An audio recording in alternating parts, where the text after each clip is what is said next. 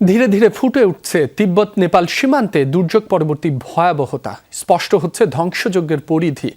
ভয়াবহতা এতটাই প্রকট ছিল যে তা ধরা পড়ে স্যাটেলাইটেও। হিমবাহ ধসে সৃষ্ট পাহাড়ি ঢলের তাণ্ডবে এখন পর্যন্ত উদ্ধার করা হয়েছে ১৬৫ জনের মরদেহ। নিখোঁজের সংখ্যা প্রায় ১৫০০।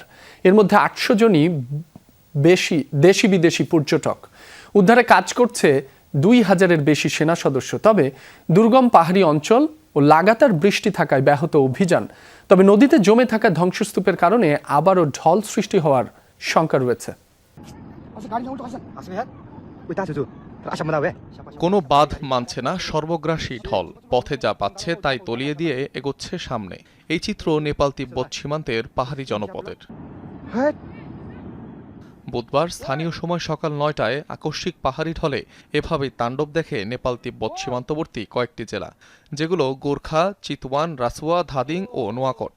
ত্রিশূলী নদীর অববাহিকায় অবস্থিত এসব অঞ্চল হিমবাহ ধসের জেরে আকস্মিক বন্যায় বিপর্যস্ত হয়। দুর্যোগের ভয়াবহতা এতটাই বিস্তৃত ছিল যে ধরা পড়ে স্যাটেলাইট চিত্র। এদিকে পাহাড়ি ঢলে ক্ষতিগ্রস্ত বাড়িঘর থেকে উদ্ধার করা হচ্ছে জীবিত ও মৃতদের। এখন পর্যন্ত মুমূর্ষু অবস্থায় উদ্ধার করা হয়েছে কয়েকশো নাগরিককে। নিখোঁজ নাগরিকদের উদ্ধারে দল পাঠাচ্ছে বিভিন্ন দেশ। পররাষ্ট্র মন্ত্রণালয়, পুলিশ সংস্থা ও জাতীয় অগ্নি নির্বাপন সংস্থার কর্মকর্তাদের সমন্বয়ে গঠিত আমাদের র্যাপিড রেসপন্স টিম নেপালের উদ্দেশ্যে রওনা হবে। সেখানে থাকা আমাদের নাগরিকদের দ্রুত ও নিরাপদে উদ্ধার নিশ্চিতে সর্বাত্মক চেষ্টা করব। তবে দুর্গম এলাকা হওয়ায় উদ্ধারকারী দলের সদস্যরা সেখানে ঠিকমতো পৌঁছাতে পারছে না। এরই মধ্যে আগামী ৩ দিন পর্যন্ত অঞ্চলটিতে ভারী বৃষ্টিপাত চলবে বলে পূর্বাভাস দিয়েছে আবহাওয়া বিভাগ।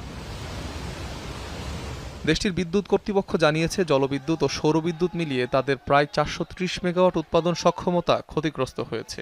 এই দুর্যোগে বিদ্যুৎ উৎপাদন, সঞ্চালন ও বিতরণ অবকাঠামোর ব্যাপক ক্ষতি হয়েছে। ভূতাত্ত্বিকদের আশঙ্কা, যে কোনো মুহূর্তে আবারও হতে পারে পাহাড়ি ঢল এবং ভূমিধস। কারণ ত্রিশূলী নদী মুখে জমা রয়েছে ভারী পাহাড়ি বর্জ্য, যা ওপরের চাপ সইতে না পেরে যে কোনো সময় ঘটাতে পারে ভয়াবহ পাহাড়ি ঢল। এদিকে নেপাল তিব্বত সীমান্তে ভয়াবহ এই দুর্যোগের পেছনে মূলত হিমবাহ ধসই বড় কারণ হতে পারে বলে ধারণা বিশেষজ্ঞদের। অনিক রহমান, যমুনা নিউজ।